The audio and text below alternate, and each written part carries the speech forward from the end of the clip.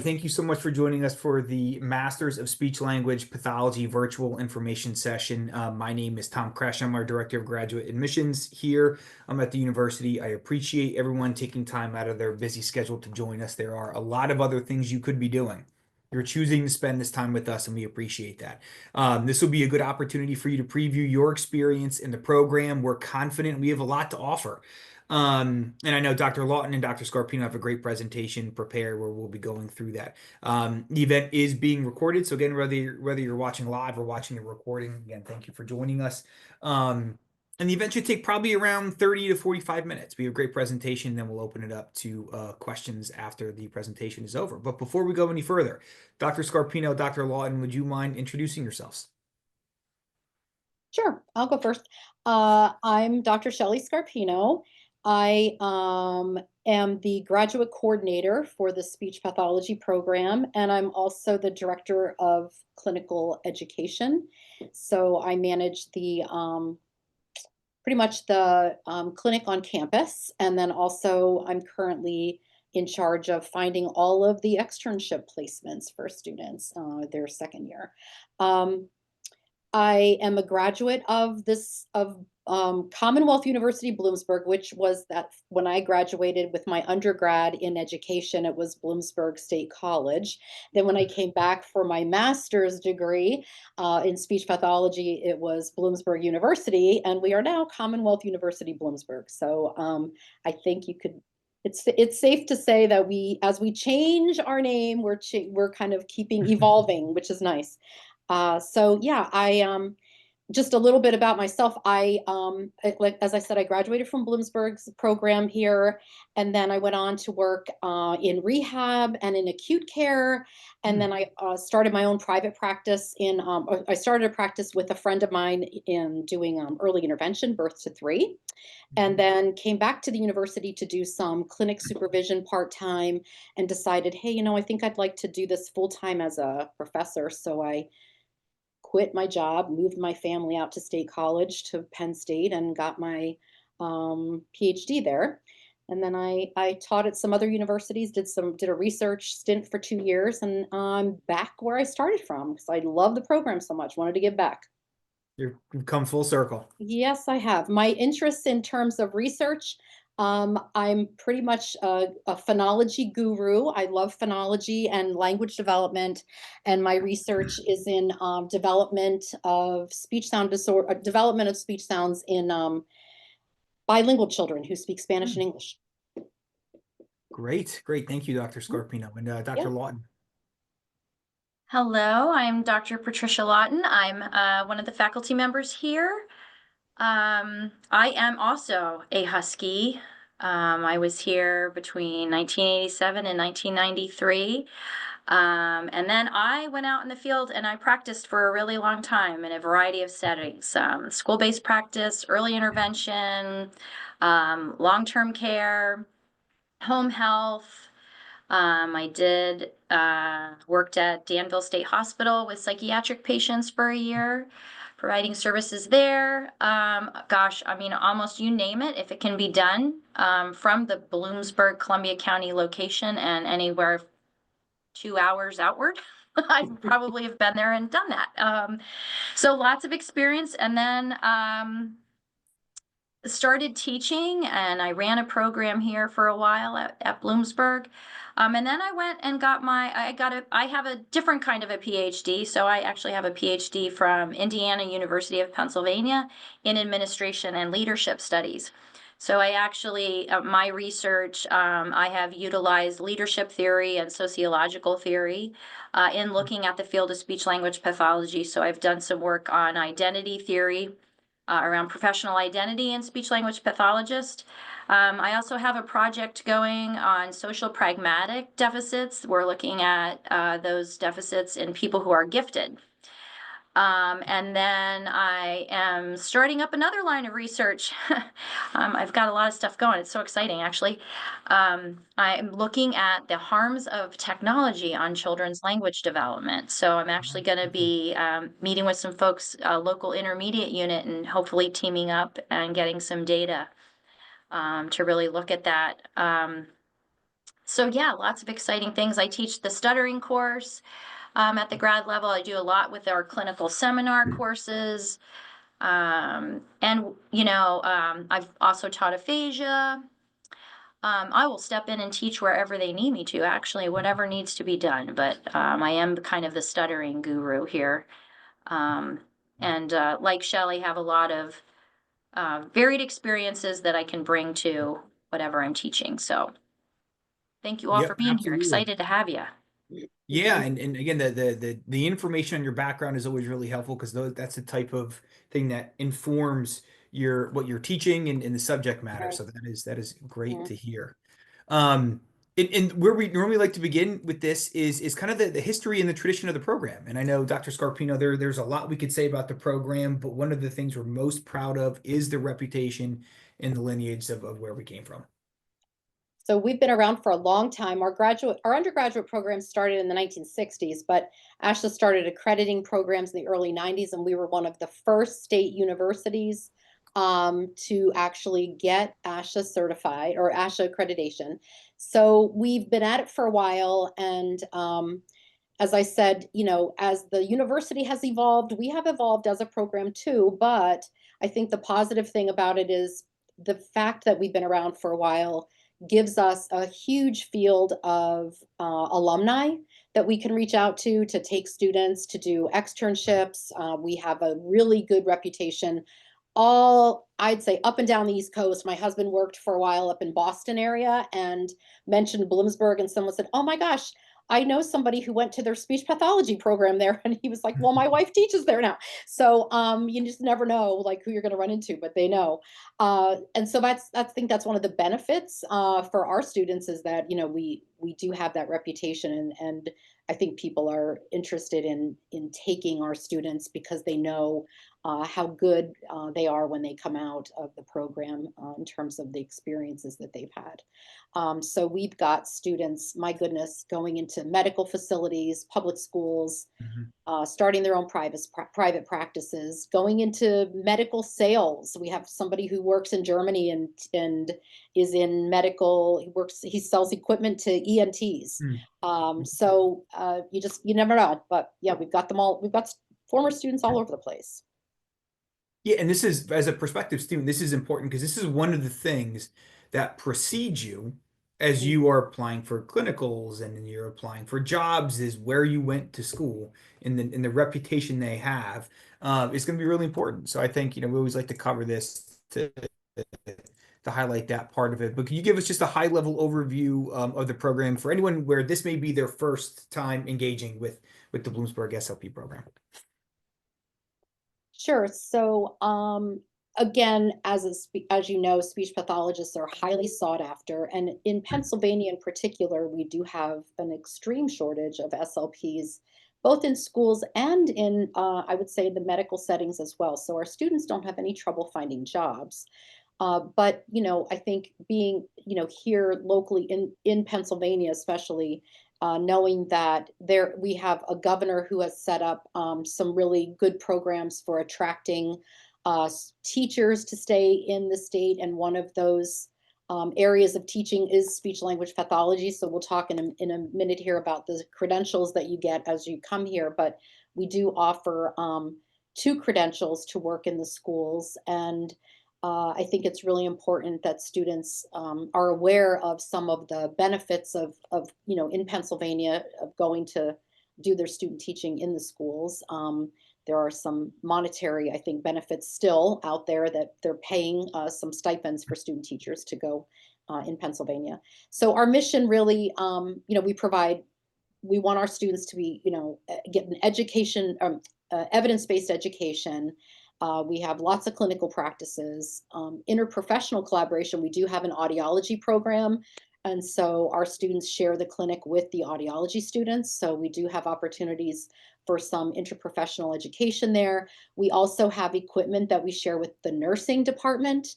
So one of the anatomy tables, the electronic anatomy tables, that when you come, you get to see that. And that's actually a brand new thing that's over in the nursing department, but we happen to an invitation to share that with our students too. So that's really exciting. And like, again, we have a client in the clinic now who has cochlear implants. So we have both audiology students and speech path students working together with that child to kind of work with them on their speech with their cochlear implant.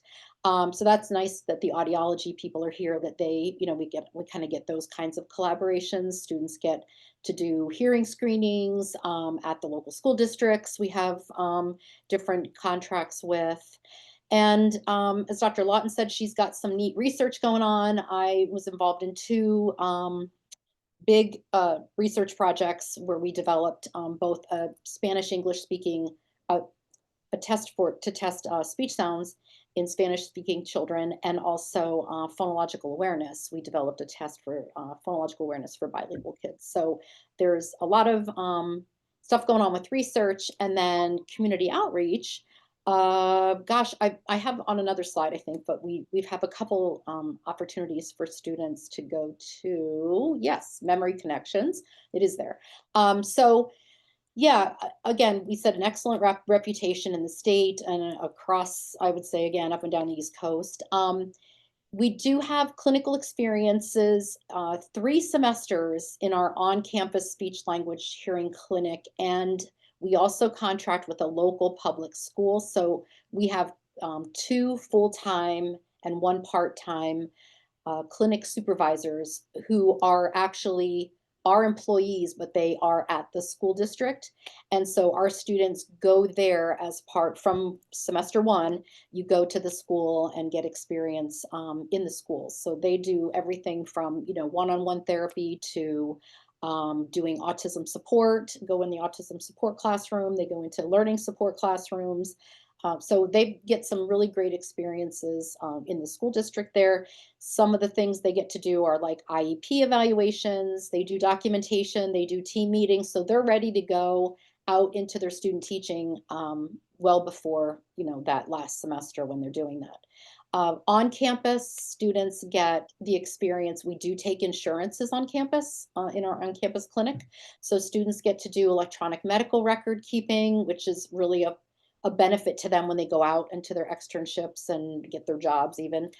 They've had that experience already. We also we do insurance billing, so they get the experience of actually working with insurance companies and the fun that comes with that, and getting things pre-authorized and making sure that things are covered before they provide the services.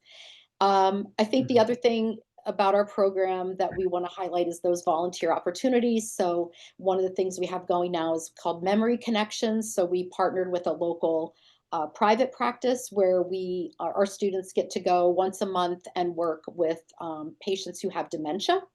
And then we also have a support group for their caregivers. So that's something that gives students some extra experiences before they go out and work with adults in their externship.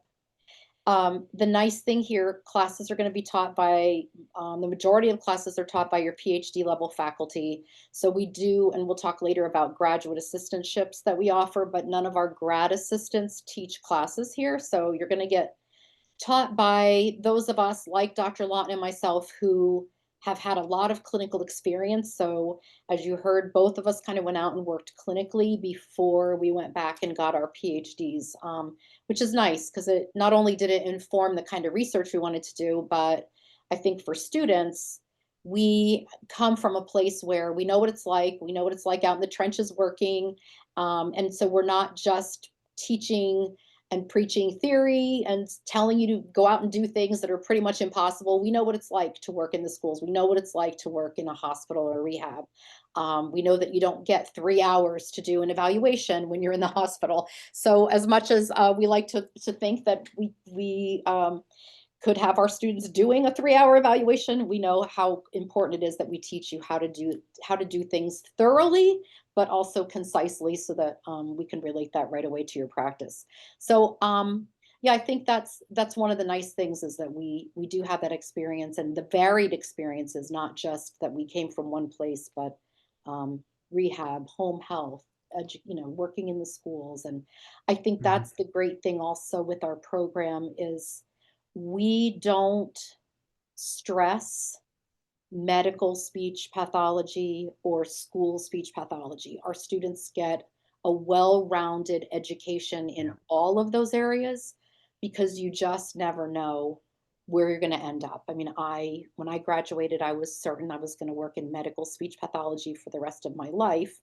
And the rest of my life ended up being for 3 years until I decided that I wanted to go to my kids' soccer games and see things after school, and I didn't want to work until 5:30 at night, and I didn't want to work weekends. So I left the medical side of things and went into early intervention where I could set my own schedule. So I think the nice thing about our program is we set you up because ASHA doesn't have a track of medical or school. So we set you up to make sure that you are well prepared to work in any setting.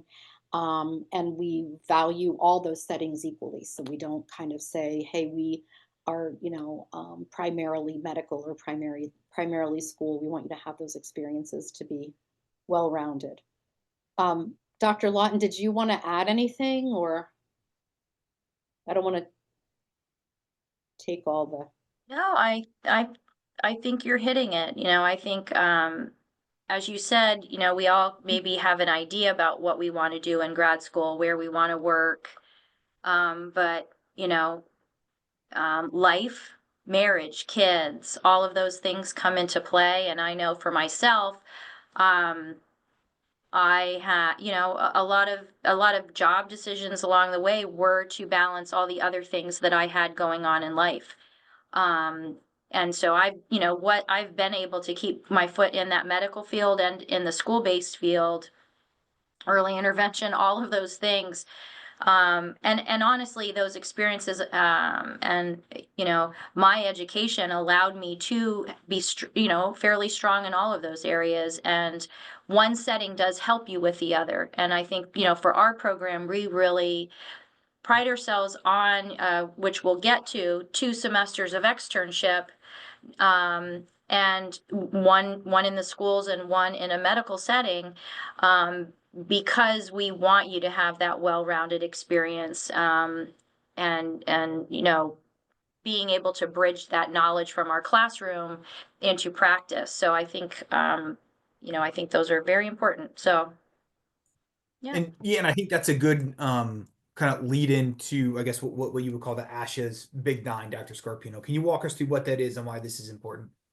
Yeah, so ASHA says that our students need to be, our accreditation standards say that our students need to be meeting standards in each of these areas of practice. So we have to make sure as a program that you get some level of experience. Now, the interesting thing about ASHA is they don't say that you need X number of hours in each of these areas. It's really up to your program to decide whether or not you have achieved competence in these areas.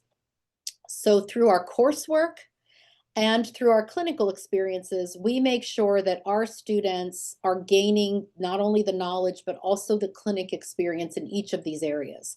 And so a lot of you might imagine that, well, in the schools, students are going to get a lot of articulation, a lot of receptive and expressive language. They might get more the social aspects of communication if you're working with kids with autism on the autism spectrum. We do, again, offer not only a course, but also the experience mostly. Well, we do have students and we have children who come into the clinic as well, but there's a lot in the school as well that do use AAC devices, augmentative communication devices, which would be the communication modalities. But some of those other areas where you don't see as much, maybe even in our clinic here and in the schools, might be like in stuttering or in voice and resonance, swallowing disorders, cognitive aspects of communication like your closed head injury, TBI, dementias. Like I said, our students are going to get some experience with dementia before they go out. But that's the reason some of these other areas are the reason that we really want our students to get a full semester of a medical experience. And by doing so, we've had students going to Hershey Med, which I think was our first, Hershey Medical Center was our first slide. It was one of our students who did her externship at Hershey Medical Center. We have students doing it here at Geisinger Medical Center, at University of Pittsburgh in Williamsport area here. And oftentimes because they have a whole semester now to spend there, they might be able to spend a week with the ENT clinic doing specifically that, or spend, some time. I've had students who were able, because they were interested in working in the neonatal intensive care unit, go for a couple weeks with, the speech pathologist to that unit to get some peds experience too, not just with adults. So I think, again, ASHA requires that you have some experience here. We also use SimuCase, which is simulated. Some of you may have used it even undergrad. So we do some simulated case studies, which I think is great for preparing you for going out and working real life. But that's the thing. We don't want all your experience to come from simulated cases. We really want the hands-on with clients. So I don't know, I think that's one of the benefits of our program, is that we kind of set you up for those 3 semesters of in-house clinic. And then, I meet with students, with advising and say, look, you need more in the area of fluency. Go, at the school, find out, is there somebody with fluency case that you could see? Or you're in your hospital setting, you need voice and resonance. Can you go, get some experience with the cleft palate team, even if you go there for a week, just to experience it a little bit. So, we really take that seriously, that we get those experiences for students, not just the education, not just the knowledge, but really gaining those, clinical experiences too. Yep. And then a coursework overview, I think, is this is probably something that a lot of prospective students are looking into. Can you walk us through the coursework? Yes, so I think one of the things, as you're kind of looking at maybe other programs and looking at our program, is, we offer, again, these kind of really follow ASHA's Big 9. So we want to make sure that you're getting the content knowledge in each of those 9 areas. And so we pretty much set it up that there's at least one course in each of those areas. All of our courses are at least 3 credits, except for, we do have a 2-credit multicultural course, but all of your kind of content area courses are at least 3 credits. The craniofacial disorders course is now voice and resonance, and that's 4 credits. There are some programs I think that might offer 2 credits. So just keep in mind that the more credits you have in an area means that's that much more knowledge or extensive work that you've done in that area. So, for example, in the child language disorders, we cover, pretty much preschool language, birth to up to age 5 in the preschool language course. And then our school age language course from 5 and up covers not only school age oral language, but also written language too. So we have a good focus in there on literacy and how language relates to literacy and, reading disorders. We have 2 separate courses with adults, one in aphasia, so more the language side of things after somebody has a stroke, and then cognitive-based disorders, more so like your dementias and TBI, closed head injury. I think our coursework, and like I said, we have a 2-credit course in multicultural disorders too. So we kind of cover multicultural aspects of communication across all courses, but we felt it was really important to include a separate course where you really look at differentiating, differences from disorders. So how do you assess kids who speak more than one language when we ourselves may not be bilingual, especially in the language that the child speaks. So, how do we do that? So we felt like we really needed an extra course in that. Most of our courses are offered during the day. Especially like the first semester, 2 semesters. And then what we have here is a 5-semester program and 2 winter sessions. So the winter sessions are 6 weeks. So we have 5 semesters and 6-week 6-week winter sessions. So you basically spend your first year on campus. So fall, spring, and summer. would be on campus. And then your second year, really, fall and spring would be your 2 semesters of your off-campus externships. So you can go anywhere you want as long as we can get an affiliation agreement. So currently, I have a student who's headed in December down to Naples, Florida. I have several students who are going to be doing theirs in the Baltimore, Washington, D.C. area. I have 2 students who are going to be in New Jersey. We've had students last year, we had 2 students up in New York. Oh no, I have a student going up to New York actually this year. We've had students go out to Montana. So basically, the nice thing about that is you can go wherever you want your second year. So if you have an inkling to move to Hawaii and live there. If we can get an affiliation agreement with a hospital in Hawaii, you're more than welcome to go because you don't need to be on campus at all that second year. So that's kind of the nice thing that we've just changed this year is that our last 2 semesters are going to be on campus. We felt like it was easier for students because we used to have students only going out for 1 semester and it was tough to get all of their experiences in. We'd start them in December and go all the way through May.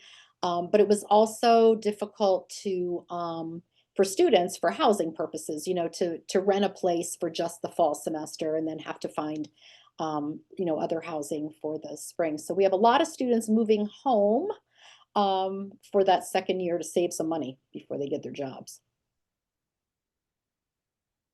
Yes, and Dr. Lawton, would you be able to walk us through some of the clinical practicum opportunities? And we talked a little bit about this, Dr. Scarpino.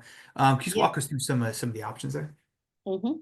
Sure. Like we said, we do have our own in-house clinic here that's housed in our building here where you guys will, come here. I kind of feel like this is where we live in Centennial Hall here on the Bloomsburg campus. And our 3rd floor is a speech and hearing clinic. So our students all gain, experience here in this clinic. Again, children and adults could be coming through here with a variety of different disorders. We also, as we mentioned, have a contract with a local school district, the Central Columbia School District. And so our students will also go there and see some children. And for you folks, if you come here next fall, you will be in clinic. You're starting in your 1st semester. What we're going to have is sort of a 2-week boot camp where we're going to front load you with a lot of information to get you going, and then you will begin seeing clients right away in that 3rd week, and you will then have experiences between our on-site and then our school-based experience in the schools for those 3 semesters. We have, as Dr. Scarpino, I think, also mentioned, we have our own Commonwealth University Bloomsburg clinical supervisors. So they are our full-time staff that are supervising you. So it's, they're not these preceptors like you often see in the externships. There are some programs that use these preceptors in their early clinical experiences, but you're really tied closely with our clinical supervisors as well as us, in support of that, because you're attached to a clinical seminar with us, and we're also here to support our students all along the way. So you get a lot of support. You can, for example, if you are seeing a child that has a significant phonological issue, you can swing by Dr. Scarpino's office and get feedback and input on that client. The students will come to me. I've had a lot of experience with nonverbal kiddos with autism and significant behaviors and fluency. So students will come to me for that. So you get to kind of go to the clinical or the folks here that are experts and get support with the clients that you're seeing in these in-house experiences. And you do rotate clients each semester, so it's not those same people throughout those 3 semesters. You'll get a new set of clients each semester, so you are getting a broad range of experiences, even here in our own in-house clinic. And like we said, we also, collaborate with audiology. You will get the ability to do some hearing screenings. because we do have that contract in the schools, we do like kindergarten speech and hearing screenings. So lots of experiences that way as well. And then, of course, Dr. Scarpino works really hard, and I think this is something that we can highlight for our program as well. Dr. Scarpino finds your externship sites, so you aren't the ones having to call, etc. We kind of gauge where you want to be, and Dr. Scarpino works really, really hard to find everyone, both their school placement and their medical placement. So that's somewhat a worry off of your shoulders, that she's the one developing all of these relationships with the various sites, and really working to set up experiences for all of our students, where other programs are like, you guys are on your own, you've got to figure that out. You know, we are setting that up for you. So I think that's something that's very important. Yep. And then we get, just, can you walk us through just year one of courses, what this might look like? You want me to do that? Sure. Okay. All right. Well, year one, you will have preschool language disorders, speech sound development, augmentative and alternative communication, and then your introduction to clinic. And as I said, that is, you know, a 3-week boot camp, and you're beginning with clients, even though it says introduction, it is your first clinical experience. And you'll be here on, you know, here in Bloomsburg on campus. Now, the winter session, I want to say you guys can go back home for winter over your Christmas break. But we do have an online multicultural 2-credit class that you will take during that session. And then the spring, of course, you're back here at Bloomsburg for the spring session, and you will have your second clinical practicum course, Clinical Practicum 1, with a new set of clients. You will also take neuroscience and swallowing, language disorders in the school age, and then research and communication disorders.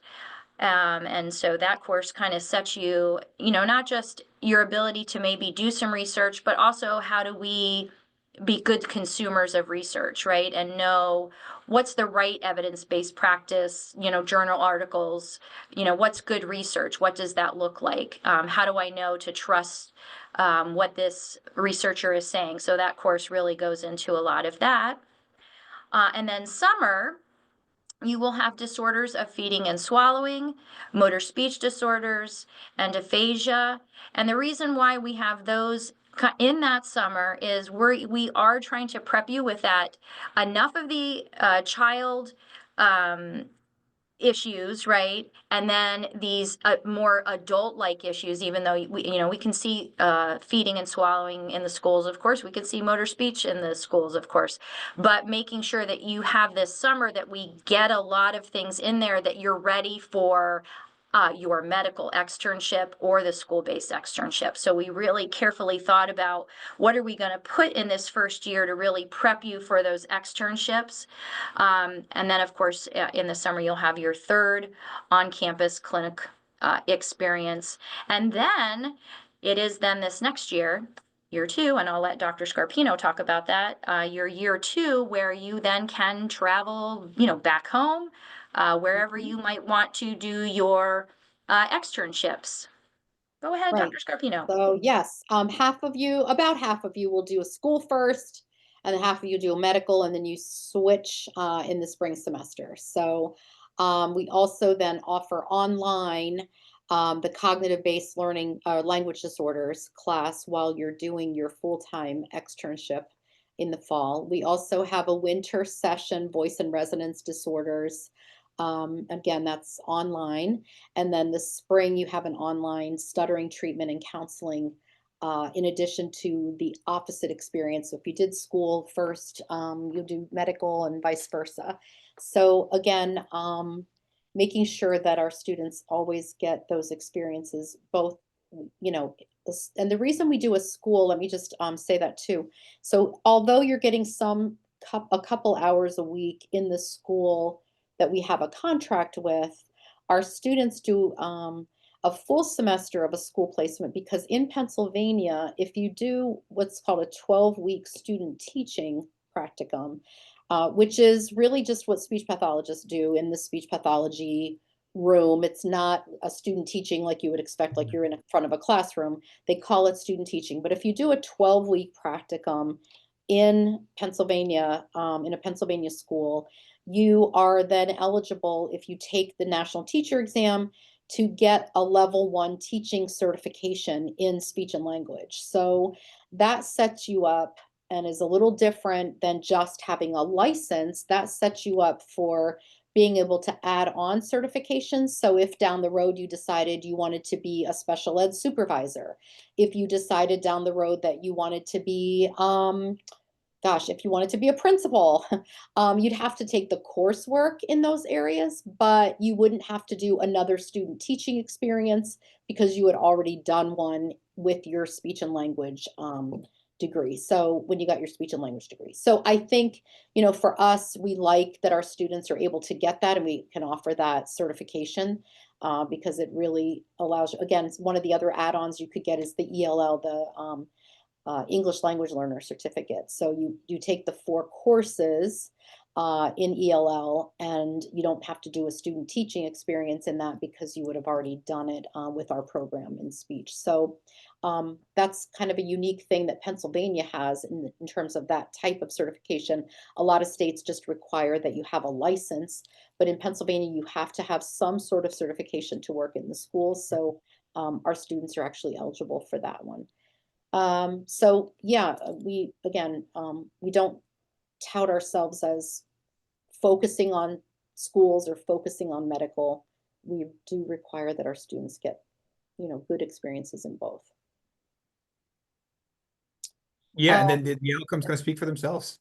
Yeah, so our 98%, so the completion rate is, the percentage of students who not only complete the program, but complete the program when we say they will complete it. So we tell you, you will be done in 5 semesters and those 2 intersessions, and 100% of our students complete in that time frame. The only ones who don't are those that, maybe get a medical, if they have to go on medical leave or something like that, but that does not count against them then in terms of not finishing on time. But we, if we tell you that you'll be done in, 5 semesters, you will be done in 5 semesters. We have a 98% employment rate only because those 2%, I think it was 1 or 2 students, just decided they didn't want to work. So we did have a student who had a baby and stayed home. So can't fault her for that, but she messed up our percentages, but that's okay. And then the praxis pass rate, I will say, so we're at, 85%, I'd say, pass rate. I'd like to see it higher than that. We're kind of, perfectionists here. I will say we ran into some issues because we did change our university name. As you know, we're now Commonwealth University Bloomsburg. And I think there were some issues with students when you go in and take the test and you have to select a certain code to send to your school. Unfortunately, there was a little bit of a mix-up with ETS and some of that. So we're ironing that out now, so that hopefully that's not an issue. So I would like to say that our number is higher than that, and I actually do have some evidence from students saying, "Oh, look, I passed," and they're sending me their pass scores, but ETS somehow didn't have them listed. So yes, I'm Yeah, blaming ETS a and to, little bit. and to kind of But clarify that, so you guys are aware, ASHA requires that we learn your test scores off from, we get the direct report from ETS. And so the student can't just send us the scores. And because the coding and the name change got somehow messed up, we weren't getting those reports. So unfortunately, it looks like our praxis rates lower than what it is because we weren't getting those reports. So yeah. yeah. It's like I said, we did get reports from students directly, but we can't report those technically. We have to put on our website and in anything that we put out to future students, what ETS sent us directly. So, but I would say, given the coursework that we have, the extensive coursework that we have, and the extensive clinical experiences, students really should not have any difficulty passing the praxis if you just go back and study your notes from class. Yeah, all very helpful information. That gets us to the application Read your and the textbook. Yeah. right. Yes, that's right. You're right. And that gets us to the fun part of the process, the application and admission process.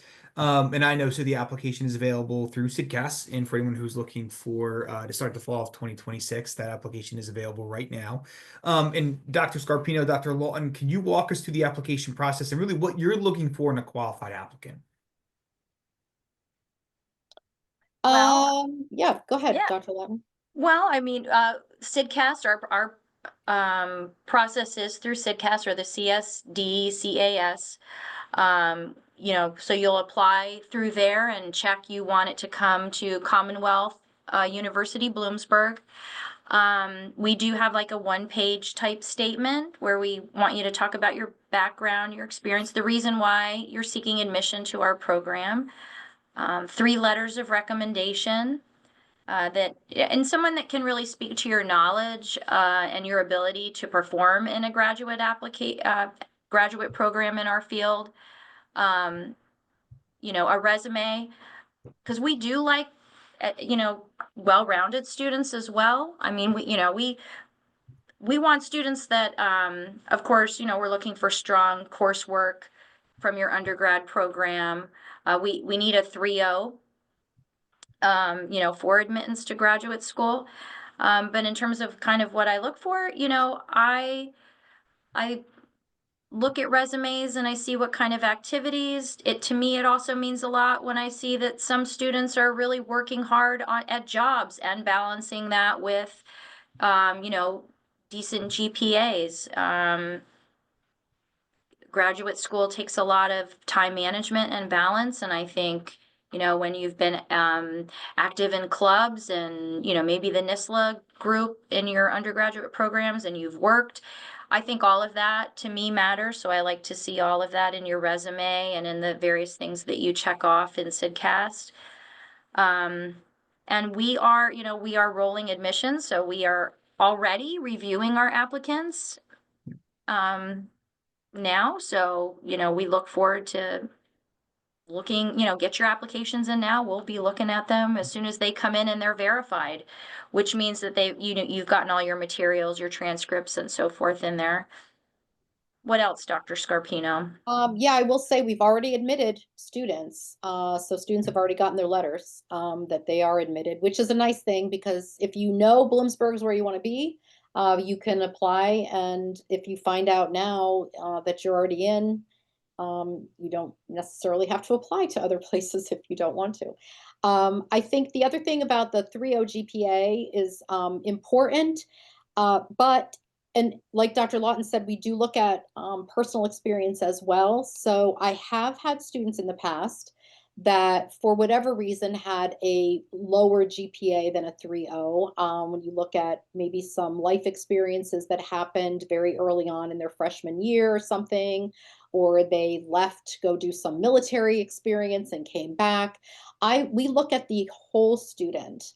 And we can always, you know, I have had students who didn't quite hit the 3.0, but I felt like they, in other areas of their life, seemed like, you know what, I think they could handle grad school and I think they do good at it. And we can always apply to the grad school to get some waivers for that. So if you don't quite have a 3.0, make sure that you know, maybe talk about in your letter, you know, anything that might have prevented you from maybe doing your best in school or something that's happened, or my gosh, you know, since maybe you're coming back as a non-traditional student and you're, you know, kind of thinking, gosh, I've had 3 years to think about what I really want to do in life and this is it, and unfortunately I didn't have a 3.0. All of those are taken into consideration, so we are not looking at, you know, you need to have a 3.7 GPA to get in. I'd rather have a hardworking student with a lower GPA than somebody, you know, who's you know, not a hard worker. And I'm not saying I wouldn't take a 4.0. Believe me, we like our 4.02 students too. But yeah, some people get discouraged and think that, gosh, if I don't have at least a 3.5 GPA, I'm not going to get into grad school, and that's not the case. Yep. Absolutely. And then the financial aid process. So, and this is one of the things that we try to talk about a lot, and you hear a lot about the the cost of college, particularly at the undergrad level. You don't hear about it as much at the grad level, but the reality is this is something that you really want to pay attention to, and that's the return on your investment. One of the things that we are really proud of is the value that you're going to get in your degree at Bloomsburg, even as a graduate student. One of the probably more prominent misnomers out there is that if you are looking at a school that costs more money than some other ones, well, then I must be getting better quality education because that's why I'm paying more, right?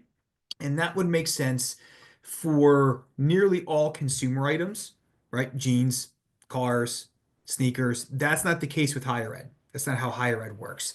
So just because you pay more, that doesn't mean you get more. And that's where we talk about the program reputation. The reputation is probably something that really matters and will probably speak to you, getting good value. But these are important things to consider as a prospective grad student.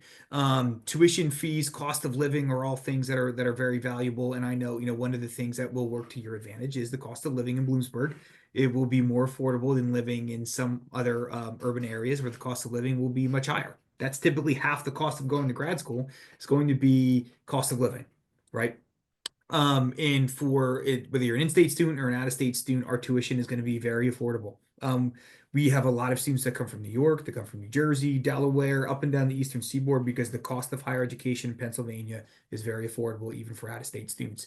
Our grad students are eligible for traditional financial aid packages, and all of our grad students who are coming in are assigned a financial aid counselor, a person who is, designated to you to help you navigate this process. So you're not alone. If you have questions, please reach out. We're happy to help.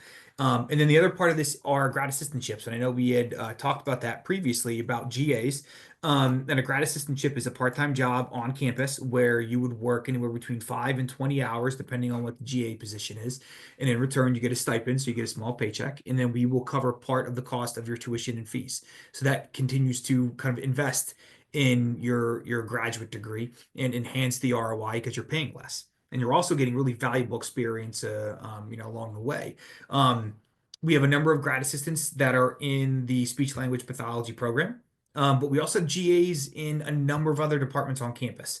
It could be administrative, it could be academic. We have a number of grad assistantships available to help, again, you get valuable experience and offset the cost of going to college. We do have on that website there at the bottom, that is where we would post the positions. We don't have a lot available now because it's earlier in the cycle. As we get into the spring semester, you'll start to see a lot more positions being posted in terms of GAs. Dr. Scarpino, Dr. Lawton, did you want to say anything about the GA experience that students would get in the SLP program? I would just say we have 10-hour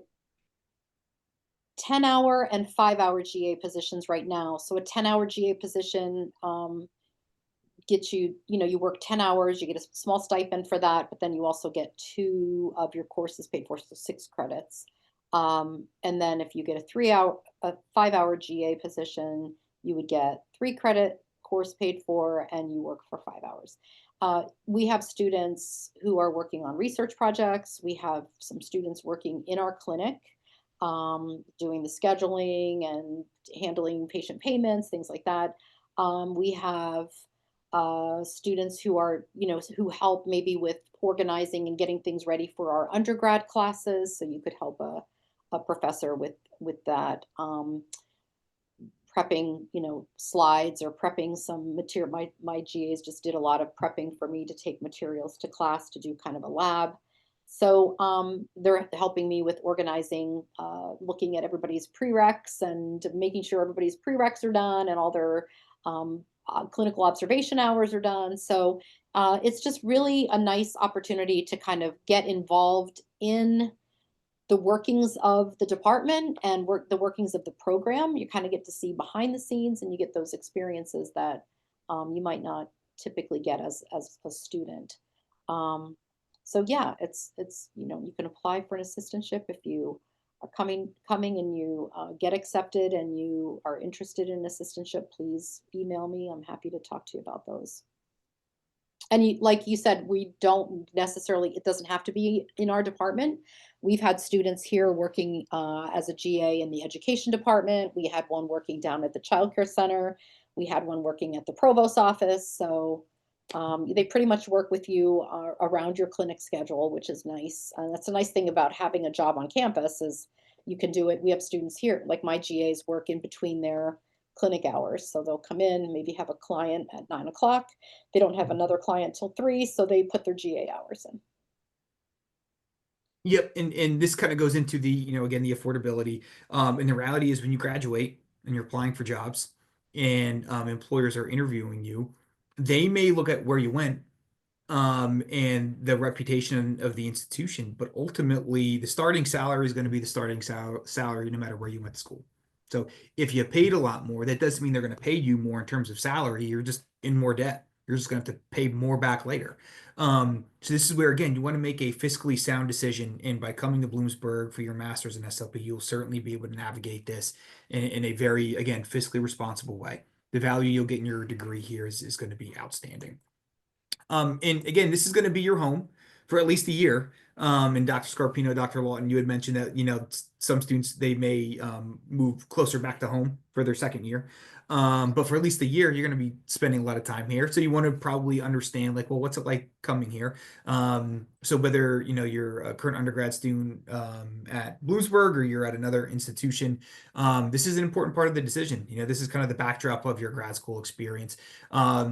Not that this is the most important part. Obviously, the most important thing is the education you're getting, but you're going to live and learn in comfort. It is a very nice campus. You're probably expecting me to say that.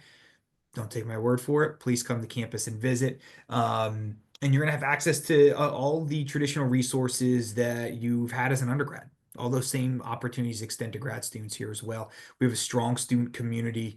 And the town itself, the university itself, it is a really nice part to kind of grow up. It's a really nice place to get your education as you kind of take the next step into adulthood and in the next step of your career. So this is something that I know we hear often from a lot of our prospective and current students is that this is part of the reason why I decided to come. This was important to me. But again, please make sure you come and visit. And again, there's a number of different ways that you can stay connected and learn more about the program. So if you go to the program website, we have a facilities tour that Dr. Scarpino narrates, and you can see a lot of the things that we talked about tonight.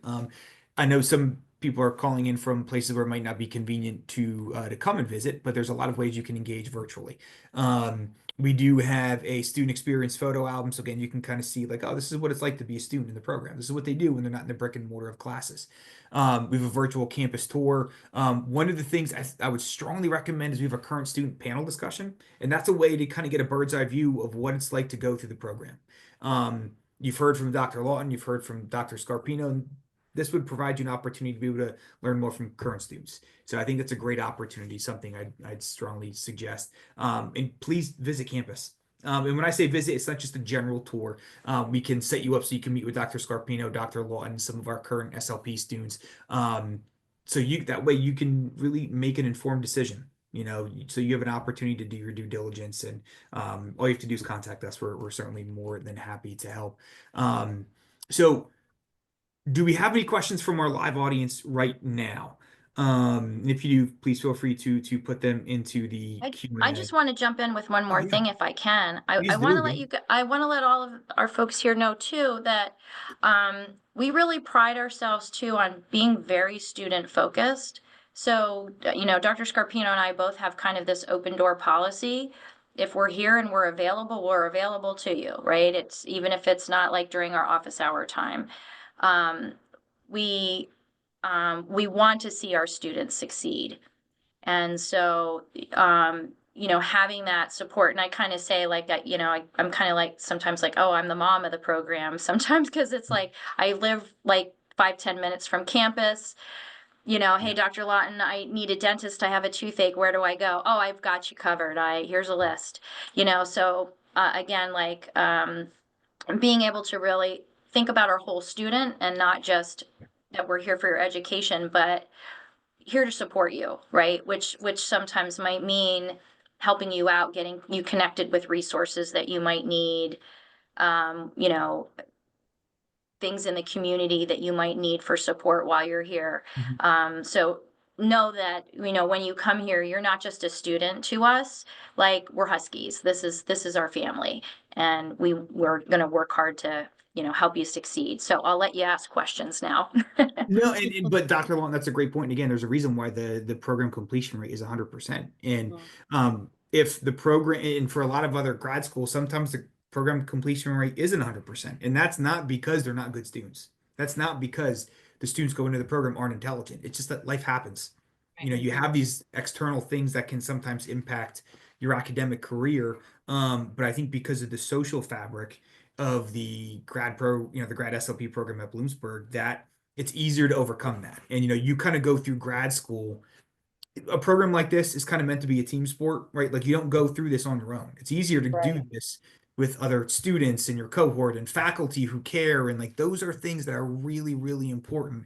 You might not realize that now, but man, by week 4 of your first semester, you will. And so those are things that are really important. So I'm glad you mentioned that.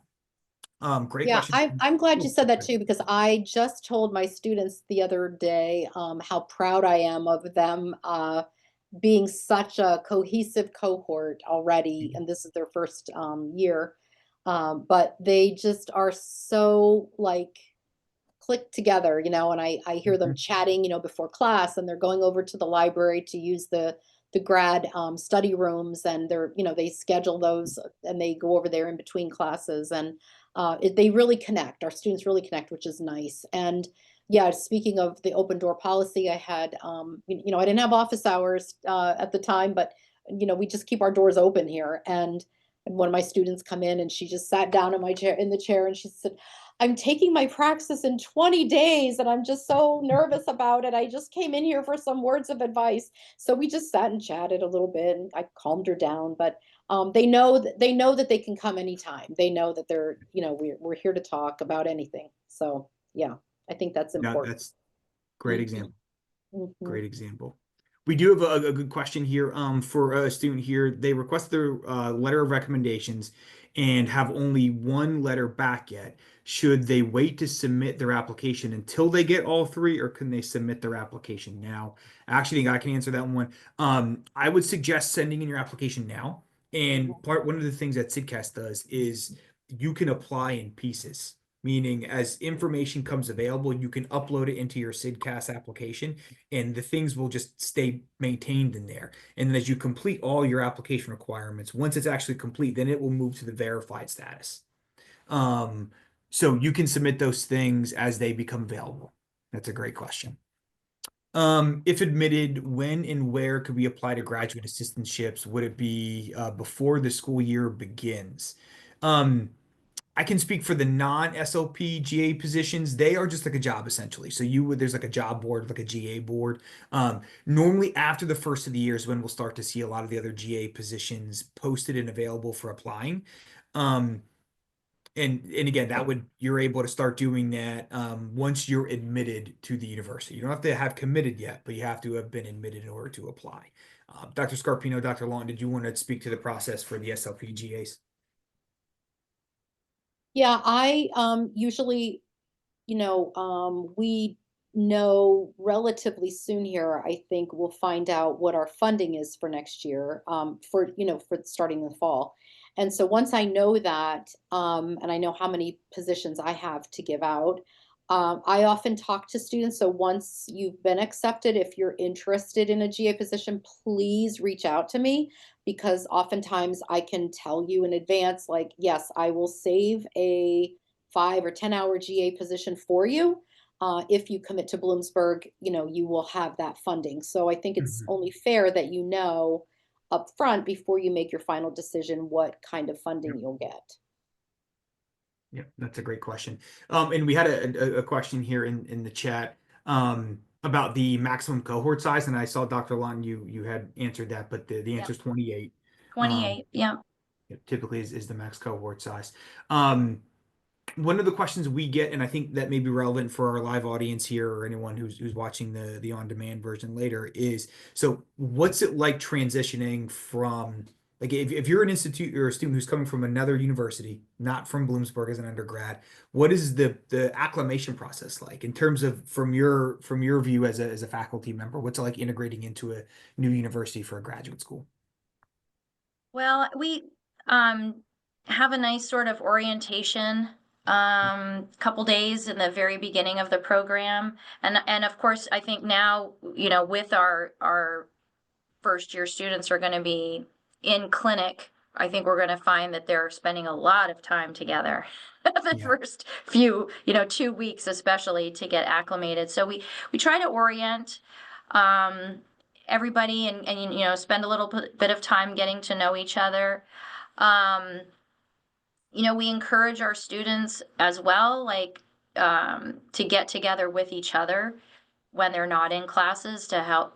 We usually have a handful of Bloomsburg undergrad students who stay, but I'm going to say a handful. We have a lot of students that come from other campuses, and so we do encourage our Bloom students to support all of the folks coming from other universities. But I almost feel like it's seamless. I do spend, I will be honest, I'll spend time telling everybody where the cool hangout places are, where you get a really good cup of coffee, where you get some really good food. We have a lot of, we have a really great town here, with a lot of, eclectic, varied, for a small town in northeastern Pennsylvania, there's a lot of culture here. And we've got authentic food of all kinds, great places to go, great places to walk. We have a nice town park. So I do talk about that with the students just to get them not just acclimated to the university, but really acclimated to our town and become part of our community. So, I don't find that our students really struggle. I feel like they're supported and they feel very welcome here. And like I said, that open door policy is to kind of help students in that transition. We know that they're coming from all Yeah. places. And our program's designed that, you're all coming with similar we have prerequisites. So you're all coming with that foundational knowledge that you need, and we're launching you from there. So it's not like we're thinking, well, our Bloom students had this class in undergrad and you didn't. No, we're looking at the prerequisite skills and not assuming anything past or those prerequisite courses that everybody had. So I really don't think that it matters. I think the having those different perspectives, those, having a set of new students with different varied experiences adds to our cohort, adds to the conversations. Mhm. So I think it's a wonderful thing when we've got students coming from all different places coming in. Yeah, and I will say that as soon as you commit to Bloomsburg, so if you pay your deposit, we have I always have one of my GAs set up a Facebook page that faculty are not a part of, but it is run by the grad students. And Yeah. so we send you they will send you the link to that Facebook page. And that's where students can right away start to maybe find other people who are looking for roommates, to set up, some kind of housing arrangements. And then they also can ask the administrators, my GAs, some questions on the Facebook page too. So it's a nice way to kind of get connected with other people who are coming into the program, um, to set up some of those early things like housing. Yeah, it's the peer-to-peer connection, I think Mm-hmm. is important. And yeah, Dr. Lawton, as you talk about the town of Bloomsburg, I was described as kind of like I would say a Norman Rockwell painting of a college town. A lot of students from, that are of this generation, they may not know who Norman Rockwell is. So like I guess you could say it's kind of like a Hallmark movie town is kind of how I describe it too. Yeah. We have Um, a lot of those really cool, like little festivals that you yes. see on Hallmark. We have Renaissance Day Mhm. and Santa Claus here. We'll be having our Santa parade coming up here in a week or two. And we have a coffee shop. Everybody will get to know your name and they'll know your favorite drink. They're a brew pub as well. So they're like a coffee shop that sells alcohol as well. And they know your name. They come in, they get to know your name, they know your drink. So it's a small town feel, but with a lot of really, we have great art here, our on campus and off campus. You're going to be busy as graduate students. But as I said, we also have to live, and we have to have a little bit of downtime for our mental health, I think. So our students do, you know, we have our students were talking about yoga. Actually, I think it's one of our retired professors who's teaching this great yoga class here on campus at our rec center. And they're like, that's been fabulous for, you know, them dealing with, again, the stress of graduate school. So they found that right here on campus. But I have some students who go down to hot yoga downtown. You know, we've got several gyms. So, you know, again, lots of great things in the community. Plays. We have celebrity artist series here on campus, but we have Bloomsburg Theater Ensemble off campus. So there's lots of entertainment as well. And, you know, it's okay to take a break for a couple hours on a Saturday night and go do some of those things while you're here in town. So I think we're going to be like, I know, I just saw a student at Walmart the other day, and she just had this, and I said, you are allowed to shop. There's never been anybody who said you can't be here at Walmart buying makeup. Yep. So, you know, absolutely. You don't have to fear that, like, if I see you out in the town, just know that I'll be incognito, because I'll also have my black, you know, leggings and my Bloomsburg sweatshirt on as well, with my hair up in a ponytail. So That's right. I won't look like this when you see me out off campus, but, you know, it's nice to see the students sort of doing all of those normal things in our community. We really, you know, we want you to be a part of our town too, not just a part of our program and university. What qualities or experiences make an applicant stand out in this program? And that is a good question. You know what? We've had such a nice variety. And I think, like I said, Dr. Scarpino and I really look at a variety of things. You know, I like everything from our student athletes who've had to juggle that really busy schedule, all the way to the students who are like, I couldn't be in all those clubs because I was working 25 hours a week to get myself through school, to we have parents that come, non-traditional students who are parents, and balancing family and, you know, going back to school. And I feel that all of those are valuable experiences, that provide not just that person in terms of, you know, coming for their graduate program, but you share your life experiences from those perspectives, adds to our discussion in classroom, right? What's it like, you know, those experiences. So, you know, we look, yeah, did you do some volunteering?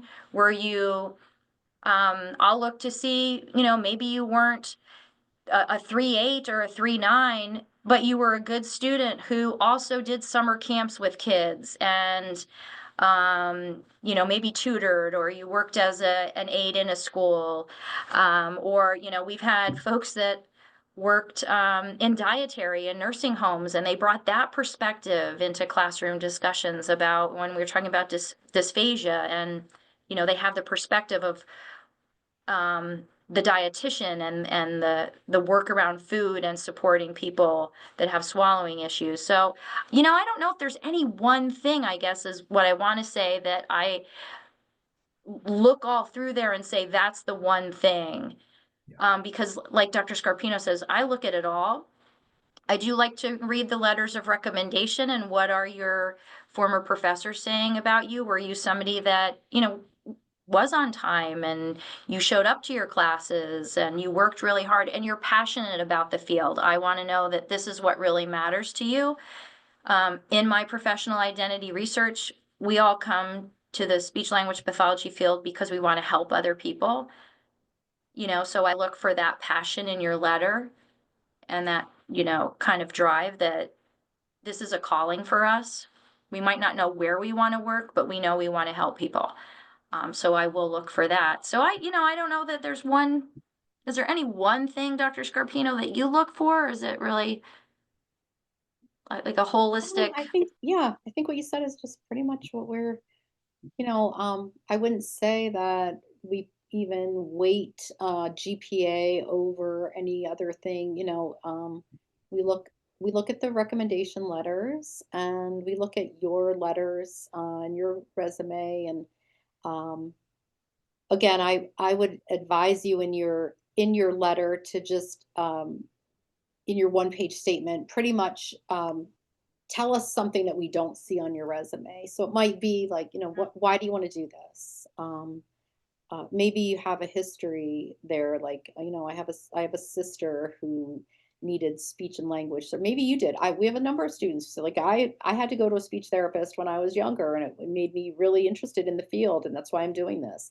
I look at this picture here with these students, and I look at every one of them and the background they came. So we have a Army Reserve vet. We have a BCBA. We have somebody else who worked as an aide in the schools. We have somebody who was a couple who worked as aides in the schools, actually. Somebody who's working early intervention as she was going to Yeah.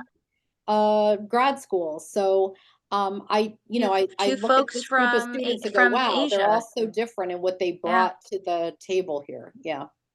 Yeah.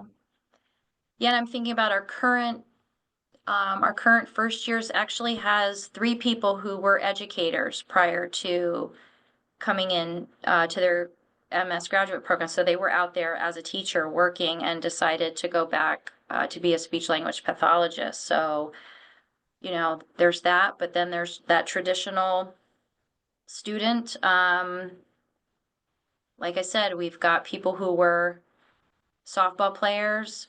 We just had a swimmer, and she actually swam. First, I don't know how she did it, I'm gonna be honest there, but she managed to do it. She swam while she was in her first semester of grad school here. But then again, we have, I guess that's just it. There we have an eclectic. We're not the type of program that goes, "Oh, I only take a 4.0." Because I will take a 3.5, a 3.4, a 3.3 who worked really hard and is very passionate, and and wants to learn. I think that's a big thing. They come here and they want to learn and embrace all the experiences, and I think that matters. And that I think comes through too in your resume. So put stuff in your resume. Make sure you are selling don't leave anything out. Students that have taken the time to do maybe observations that weren't attached to, say, those 25 hours, whatever experiences that you can put in there. And yeah, I want to know, we've had students like, oh, I managed the McDonald's.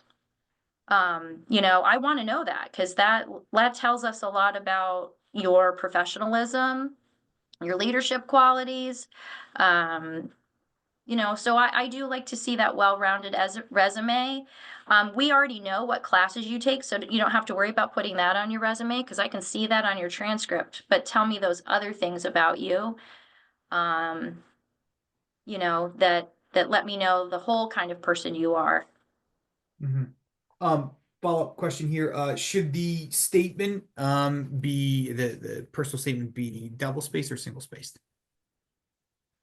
Yeah, that's a question. I think we had there might be a space something on Sidcast that says 2-page, but I mean, Page. if it's a 1-page single space, that's great. If it's the equivalent of a 1-page single space on 2 pages double spaced, we will take it. So we're just not going to read a dissertation. So don't go overboard. Be concise. I do see something in the chat. Would you know what looking for off-campus housing is like? Do students tend to live with each other? When do we begin to sign leases? So, yes, we do have a number of students who do live together. As I said, we set up that Facebook page so you can kind of start to connect. As far as off-campus housing, I don't know. Tom, do you know Yeah, a so lot there more? is, yeah, and the nice part about, again, the town itself, very traditional college town. Any of the homes or the apartments surrounding the university basically only rent to university students. So that's great. No matter where you're living, you're in a student community. There are a couple other places too that are what are called student or campus affiliated, which means that they primarily only rent to university students. Um, and then there's also homes and apartments that are owned by the university foundation. So like I know we'll get a lot of students who they still want to have some connection into the campus based on where they live, in terms of geography, they want to be close, like with proximity, or they want to live in campus housing that's kind of been like vetted by the university, and that makes a lot of sense. So there's a number of those opportunities. And again, if they're off campus, they're like right across the street from campus. So it's very, very convenient. And I feel like a lot of that probably starts to pick up in the spring, like early spring semester, January, February, around that time, students start to commit and they start to look for roommates and leases. There are a number of opportunities that are here. And I think Dr. Scarpino had mentioned that the Facebook group is a great place to start to identify future roommates and housing options. And here's the other thing too, if you have questions, let me know. Because I know our Office of the Dean of Students in Housing and Residence Life, they have a list of opportunities as well. So I can help Yeah. facilitate that. Yeah, I And think so. because If we're you a just go to like college, apartments.com or something too, they, the you apartment know, store, apartment store, some, yeah. yeah. Downtown. Yeah. Yeah, and I think too, because we are a college town, there's a lot too. It's not like we have this shortage of, oh Yeah. no, it's really hard to find. I don't find that for our college students. It's fairly easy to find a place. I Um, think a lot of them live in what used to be Honeysuckle? Honeysuckle. no, up No? on the Montgomery building. Apartments? Yeah, Oh, there's a lot of Lionsgate. Used to be Lionsgate. Lionsgate, What is it now? Lionsgate, Lionsgate. That's the affiliated one, right? The um I'm not No. sure, but I affiliated. know there's a lot of housing options that there's probably 3 or 4 different apartment complexes that are all very close to campus that Yeah. students. So the short answer is yes, there's a number of opportunities, and if you have questions, you can certainly feel free to reach out. I'm happy to help. Yeah, and feel free to reach out to me too, because I can always have one of my GAs or one of, some of our grad students reach out to you, and they certainly could fill you in on, where they're renting or when they sign their leases, things like that. And I Mm-hmm. know, Dr. Scarpino, that was one of the things we talked about with the current student panel discussion, are like living accommodations. Like, how'd you find a roommate? Where are you living? How'd you pick that place? Like, that was a very common question. So if you're looking for some additional insight on that, the on-demand current student panel discussion that's on the website, it has some more details there too. So I know we're coming up on about an hour and 20 minutes. So this was awesome. The questions were amazing. Dr. Lawton, Dr. Scarpino, thank you so much. We really appreciate your time. Do you have any, as we wrap it up, do you have any parting advice, any final guidance for anyone who's considering the program, Dr. Scarpino? Come to Bloomsburg. We'd love to have you. There you Well, go. I can't say enough about the program. Again, as a graduate of the program myself and all the opportunities it gave me, I felt like I was just so well prepared and just, had opportunity after opportunity come my way. And Yeah. again, then feeling prepared to go on and get a PhD because I actually did a master's thesis. So I, felt like I was, prepared to do some research and, had no problems at all. It was tough, but, doing a PhD program is intense and it was a 6-year stint, but I, just felt very prepared for that too. So I, just think again, I think it's a great program and get your application in early. So you get, as soon as you get it in, we'll take a look at it. And one of the questions was if I don't have all my recommendations in, if you're a really good candidate and you're missing a letter of recommendation, I will reach out to you personally and say, hey, even without this extra letter, we can kind of work around that and maybe get a contingent acceptance. Can you get another letter in for us or something? We'll work with you because I think it's unfair to not admit a student because they have maybe a recommender who's kind of dragging their feet a little bit. I mean, professors get really busy. I understand that this is a busy time of year, so it's hard to expect them to get everything in on time or get them in early when you want to get it in. So we certainly can, look at that and get as much in as you can get in and be responsible for. That's the important thing, especially the transcripts. Once the transcripts are in and verified, that's a big piece too. Dr. Lawton. Um, I don't know if I have anything to add other than I do want to kind of highlight too, because I see a lot of you are coming from some pretty big universities, and we're smaller. And, I've had students in the past ask, well, what does this mean for my future in terms of like trajectory? But, Dr. Scarpino and I, again, we're both graduates of this program who went on to find successful, PhD careers. And we're doing the research alongside R1 people, in fact. So and Dr. Scarpino, researchers with a lot of those R1 folks. We're all presenting along with those R1 folks at ASHA. So, you know, this, while we're small and while we're a public school, there's the, you know, the opportunities don't stop here. Again, I'm a public school product of Pennsylvania, between Bloomsburg and Indiana University of Pennsylvania for my PhD. And I've had a successful career. I've had a successful leadership career doing some other things out there in the field, out there in the world as well. I've run for public office and done a lot of things, all from the knowledge, honestly, and the experiences that this program allowed me to all those years ago, which is why, again, I came back to give back to what I believe is a really awesome institution and program. Really, we are very passionate about growing the next generation of speech language pathologists that can go out there and serve all the folks that you would want to serve. So come, we're happy to have you, and we'll see you in fall of 2026. Yeah, and if you want to come for a visit, let us know. Yep. Happy to arrange that, arrange for you to meet some of our students and give you a tour. Love to see you. All right, everybody, thank you so much for joining us. We look forward to hearing from you in the future, and I hope everybody has a great night. Thank you. Thanks.